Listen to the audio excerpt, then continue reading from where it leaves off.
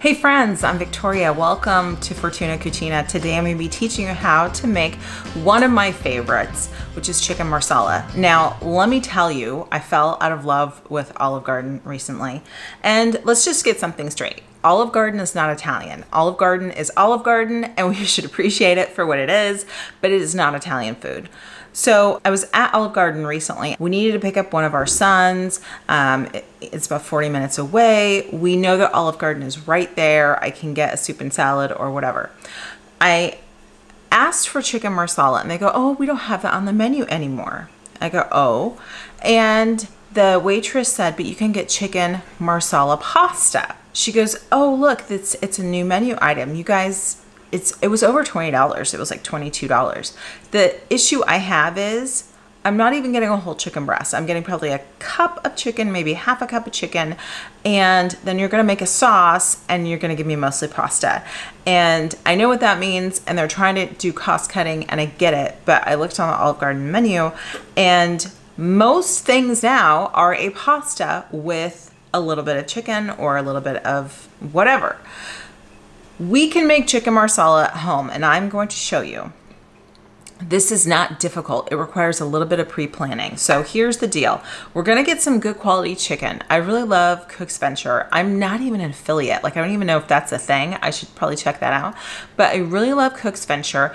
Their chicken is amazing. Mary's chicken at Whole Foods, I thought that was pretty good too, but Cook's Venture I really liked even more. And you can get ground pork there, which means you can do your own bolognese, and check out my bolognese video. So anyway, Cook's Venture, get good quality chicken. Now, a lot of people take the mallet and pound the chicken out into a cutlet. Okay, ain't nobody got time for that. You know what I do? I just slice it horizontal and make 2 pieces of chicken out of the one. Then we're gonna take it and we're going to give it a little breading. I'm not gonna do the egg wash thing. Like some people are like, you need an egg wash to make sure it's double breaded. Whenever I do that, the breading falls off because I do it wrong. Okay, this girl's not perfect. I'm still learning things in the kitchen. What I found is better.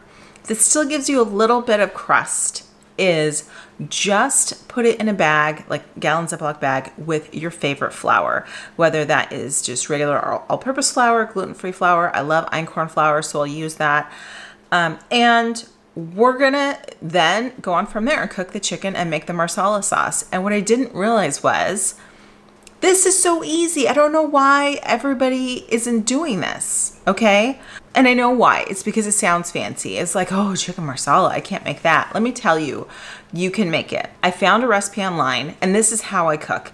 I find a recipe online by someone who I think is credible. The one I found was from my homegirl, Martha Stewart. And I found her recipe, and then I said, nope, nope, nope. I don't have any of these things. That's kind of how I cook, and that's what I'm recommending to you, especially with this channel is, look, we have all these great things that we can make an amazing meal with in our kitchen. Don't be afraid to leave things out. What you will need for the chicken marsala though is chicken broth and marsala wine and a little bit of thyme. You can get thyme fresh or you can use dried, whatever is your fancy. But what I would do is most grocery stores have a sweet marsala wine. Or if you hate running into a store only to find out that they don't have what you need, like that's me, I went on Bevmo's website, I ordered the marsala wine and I picked it up and I didn't have to worry about like going through the store, do I have, whatever. So that's pretty much it. That's the star of the show is the marsala wine along with some chicken broth. Another thing that we're gonna use is arrowroot. If you've never used arrowroot, this is not scary. You can also use tapioca starch. We're just gonna use it as a thickener to thicken up our sauce. All right, so let's get going with our chicken. It's going to be amazing. You're gonna be surprised. This is gonna save you money and you're gonna be able to afford a higher quality chicken, better ingredients than you would if you were to eat out because the price of eating out is getting so crazy expensive. So let's get cooking. The one thing I will say is, I made this with a side of pasta and it was delicious. It was amazing. But everything on the plate looked brown because the sauce is brown and the pasta is kind of a beige color. I think it would have been lovely to do like a sauteed spinach. I'm the only one in my family that would eat that though. So sauteed spinach, broccoli, like my kids actually love baby broccoli that is roasted. So something like that on the side to add some color to the dish, I think would be lovely as well. All right, we're gonna start off our chicken marsala by trimming up our chicken. Now keep in mind, if any little pieces of the chicken look gross now, it's still going to look gross when it's cooked. So just cut off any fatty pieces, any tendons, anything that doesn't look appetizing, and we're going to slice those chicken breasts horizontally in half, and then we're going to be adding them to a gallon Ziploc bag. We're going to be adding our flour of choice and salt and pepper, whatever you want, and then we're going to close up the Ziploc bag, and we're just going to make sure everything is coated. I like to do this rather than an egg wash. I think it's less of a pain in the butt, but you do you, boo. So we're just going to make sure that the chicken is coated at this point in time. Now, then we're going to throw it into our pan. But before we do that, we need to make sure two things. One, there's oil in our pan, so we want some good quality olive oil. And two, our pan is hot because we want that little bit of crust on the bottom. So you want to make sure your pan is hot enough for it. Otherwise, your chicken breast will just steam rather than get that good crust. So make sure your heat is up. We are going to put the lid on for just a second to make sure it all crusts up. And then when it's done, you'll see it's golden brown. You want to flip it. Now, I'm going to share with you that I have messed up so many chickens in my life. I have had a lifetime of dry chicken, and I have figured out the secret to good chicken, and that is you have to let it rest. So what do we mean by that?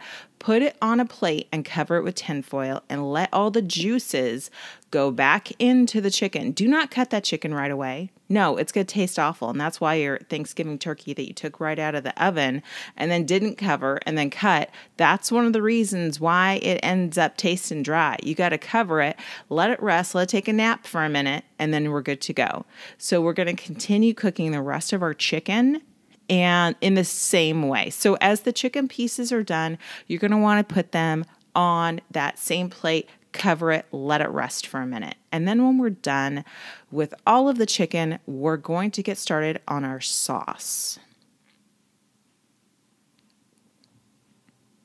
So what you'll need for this sauce, as you can see, we're starting out here with, I already put a little bit of chicken stock in the pan.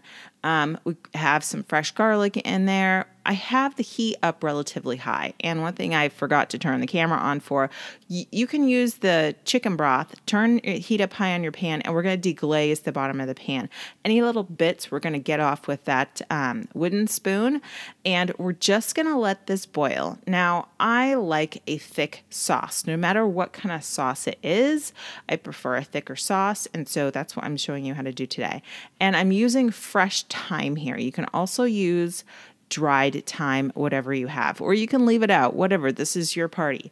So see how I have the heat up high. I'm going to add another ingredient, and that is I'm going to add, yes, we have our Marsala wine. I'm also going to add a little bit of arrowroot. And what you're going to do is you're going to mix that with a little chicken broth, and then we're going to slowly add that into our mixture. Now, you can easily overdo it. I would say try a teaspoon first of arrowroot.